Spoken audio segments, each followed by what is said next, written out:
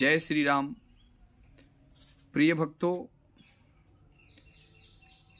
हमेशा इस चीज का ध्यान रखना चाहिए कि यदि कोई कार्य आपका सफल नहीं होता है, कोई भी प्रयास, यदि आप कोई बिजनेस कर रहे हैं, व्यापार कर रहे हैं, या कोई भी कार्य आपने प्रारंभ किया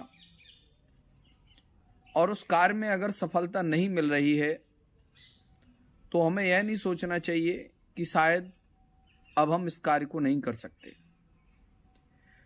हमेशा कोई भी कार्य आप प्रारंभ करिए तो शुरुआती दौर में उसमें काफ़ी संघर्ष करना पड़ता है, क्योंकि सफलता पाने के लिए सफलता को हमेशा 3 स्टेज से गुजरना पड़ता है। आप जिस काम को शुरू करेंगे तो सबसे पहले आपका विरोध होगा। लोग आपके काम में रुकावट डालेंगे, आपके काम से उन्हें ईर्ष्या होने लगेगी, द्वेष करेंगे और उसी को एक बड़ा रूप ले लेंगे, विद्वेष हो जाएगा। लेकिन आप हारी नहीं माने। कार्य कोई भी छोटा नहीं है। अगर आप जिस भाव से उसको कर रहे हैं, निरंतर उस भाव से अगर आप उस कार्य को करते रहें, तो एक दिन वो 100% में बदलता है और 100% ही उसका परिणाम अच्छा होता है। सबसे पहले लोग आपका विरोध करेंगे और वही लोग बाद में, जब आप विरोध से भी नहीं रोकोगे, तो उपहास करेंगे। लोग आपकी हंसी भी उड़ाएंगे। हो सकता है कि आप अपने काम में अगर फेल हुए तो लोग हंसेंगे भी। लेकिन अगर आप इन संघर्षों के बाद काम में अगर सफल होते हैं, तो उपहास करने वाले लोग और विरोध करने वाले लोग अंत में उस काम को स्वीकार कर लेंगे, स्वीकृति मिलेगी और वही लोग ये कहेंगे कि हमने तो पहले ही कहा था कि ये काम हो जाएगा। वही लोग आपको उस काम की सफलता की बधाइयां देंगे।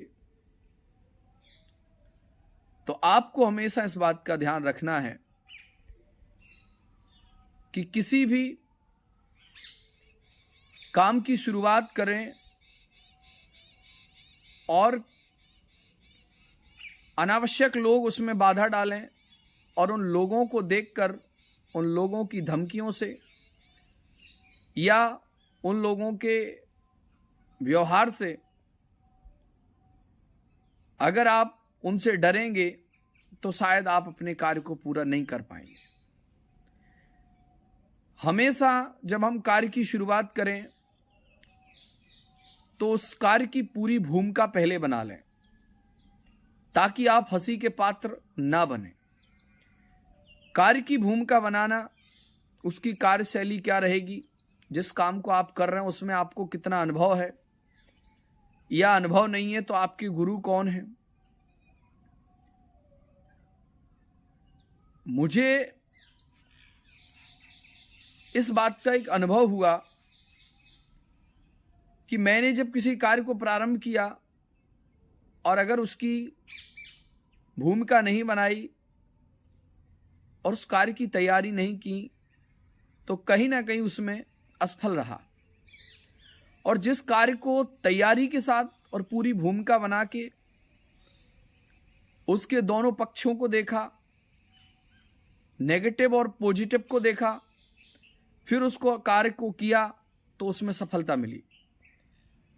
तो जो लोग हताश हैं, जिन लोगों को लगता कि हमारा काम, मैंने कोई बिजनेस, व्यापार या कोई नौकरी इस तरीके के प्रारंभ किए और वो सफल नहीं हुए, अब आगे क्या करें, क्या नहीं करें, तो इसके लिए वो ज्योतिष का मार्गदर्शन ले सकते हैं। ज्योतिष के अनुसार आपको यह बता दिया जाएगा कि आप किस कार्य में सफल हो सकते हैं। इतना ज्योतिष में स्पष्ट रूप से बताया जा सकता है। ज्योतिष या कोई भी जानकार भाग्य बताने वाला तो हो सकता है, लेकिन भाग्य विधाता नहीं होता है। कर्म आपको ही करने पड़ते हैं। लेकिन किस क्षेत्र में कर्म करना चाहिए, जिसमें मुझे सफलता मिले, ये ज्योतिष बता सकता है। ग्रह दशाओं को देखकर यह बिल्कुल सही डायरेक्शन दिया जा सकता है। इसलिए जब भी कोई कार्य प्रारंभ करें तो भारतीय संस्कृति और हमारा सनातन जो ज्योतिष को मानता है, तो उस ज्योतिष के अनुसार आप अपने कार्य को समझें और उसी के द्वारा बताए हुए डायरेक्शन पर चलें, तो निश्चित तौर पर आप सफल हो जाएंगे।